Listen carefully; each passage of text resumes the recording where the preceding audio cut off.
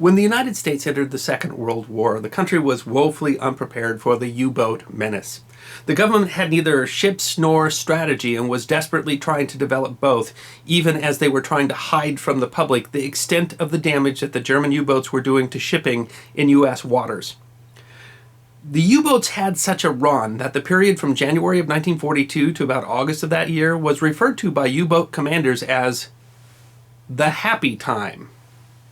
And it is in that context that a small, outdated, recently refitted U.S. Coast Guard vessel with a recently promoted commander found itself in a life-or-death duel with a German U-boat twice its size.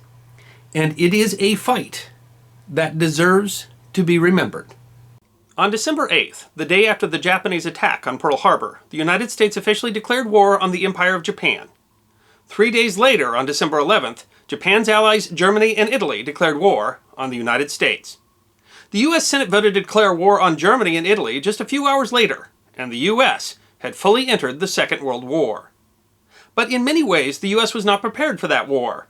While most every American remembers Pearl Harbor, the date which will live in infamy, far fewer recall the period from January to August of 1942 that some historians have called the Second Pearl Harbor, when Axis submarines sank more than 600 ships in the face of a disorganized American defense.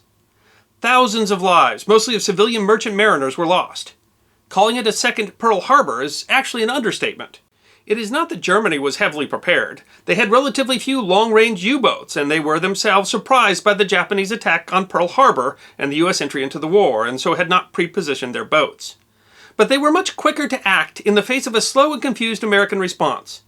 Admiral Karl Dönitz, commander of the German submarine fleet, gained approval for a U-boat operation in U.S. coastal waters, titled Operation Drumbeat, on December 12th, the day after the war was declared.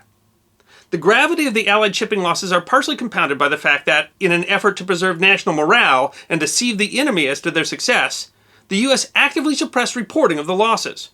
Losses were underreported, while claims of U-boat losses were exaggerated. In fact, in the first 4 months of 1942, only one U-boat was sunk by an American ship in U.S. waters, the U-85, sunk with all hands lost by the destroyer USS Roper.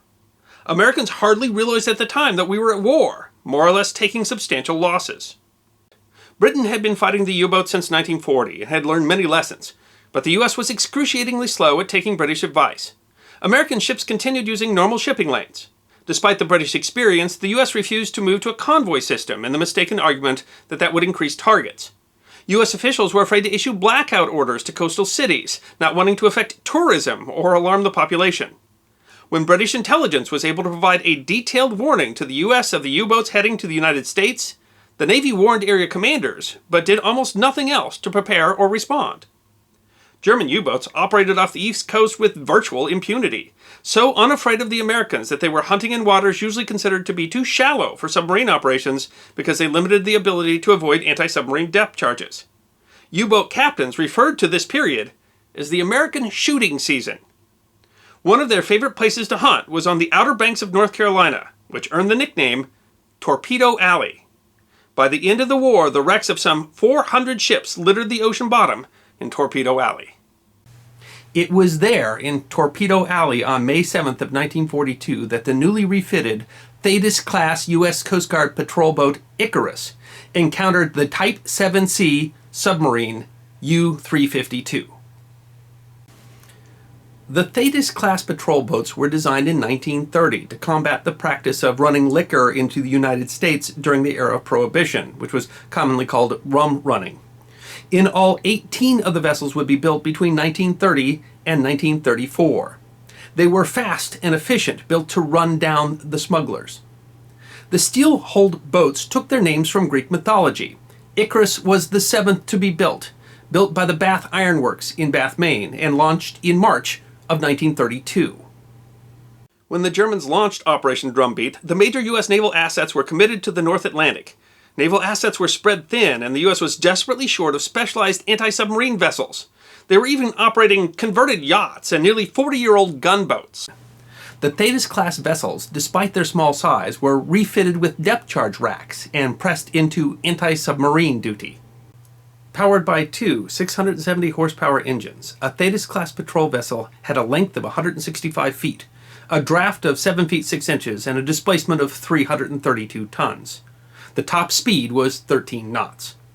It was armed with a single 76mm main gun, 2 racks for depth charges, and a World War I vintage Y gun that allowed 2 depth charges to be thrown to the sides. Icarus, with a crew of 45, was commanded by 52-year-old Lieutenant Maurice D. Jester. Jester had enlisted in the U.S. Life-Saving Service in 1917. By 1935, he had risen to the rank of Chief Boatswain. With the advent of war, he had been commissioned an officer and given command of Icarus. He had seen over 25 years of service in the Coast Guard, but this was his first command. The German Type VIIC submarine was the workhorse of the U-boat fleet, with 568 commissioned during the war. Launched in May of 1941, the U-352 was powered by 2 supercharged 6-cylinder diesel engines.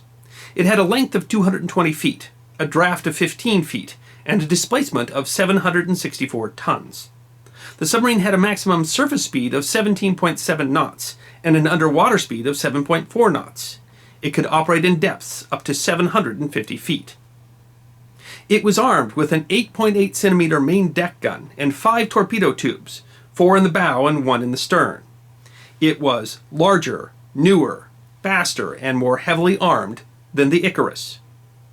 The 45-person crew of the U-352 was commanded by Captain Lieutenant Helmut Rothke, commanding his 2nd patrol in the U-352 and obsessed with earning the Knight's Cross for sinking 100,000 tons of shipping.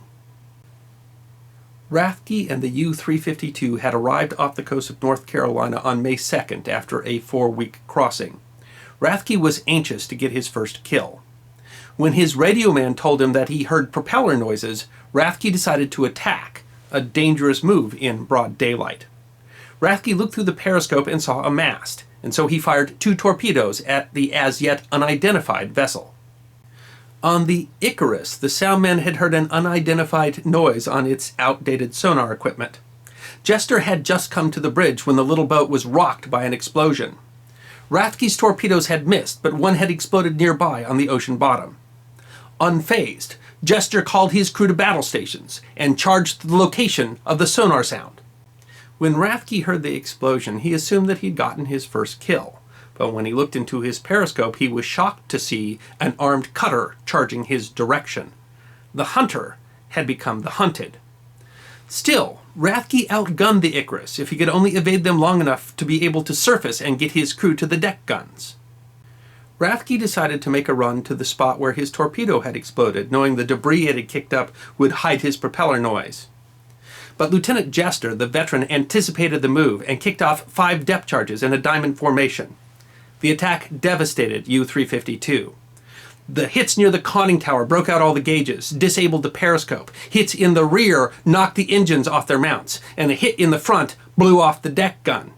Rothke could no longer hope to win a fight. His only hope now was to sit on the bottom and hope that the Icarus thought that they had escaped. But Jester didn't bite. Another round of depth charges forced Rothke to give the order to surface the ship and abandon ship. The fight was over in minutes. At first, when the U-352 surfaced and the crew started coming out, Icarus thought that they were trying to fight back and machine-gunned the crew. Several were killed before Jester found out that they were surrendering and ordered a ceasefire. 33 members of the crew of U-352 were rescued and taken into custody that day, including Captain Lieutenant Helmut Rothke. They were the first German prisoners of war captured by Americans in the Second World War. That's right, the first German POWs were not captured by the Army in North Africa, but by the Coast Guard in North Carolina. For his skill in defeating the much larger vessel, Lieutenant Jester was awarded the Navy Cross. Rothke and his crew would spend the rest of the war in a POW camp.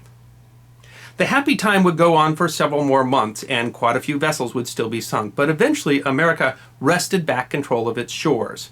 Better convoy tactics, more aircraft, general blackout orders for coastal cities made hunting in Torpedo Alley more dangerous for the U-boats than for their prey. But for a while, the U-boats ruled Torpedo Alley, and that is all the more reason why the day that the Icarus took on a giant and won deserves to be remembered. I'm the History Guy, and I hope you enjoyed this edition of my series of short snippets of forgotten history about 10 minutes long. And if you did enjoy, please go ahead and click that thumbs up button, which is there on your left. If you have any questions or comments, feel free to write those in the comment section. I will be happy to personally respond. And if you'd like more snippets of forgotten history, all you need to do is subscribe.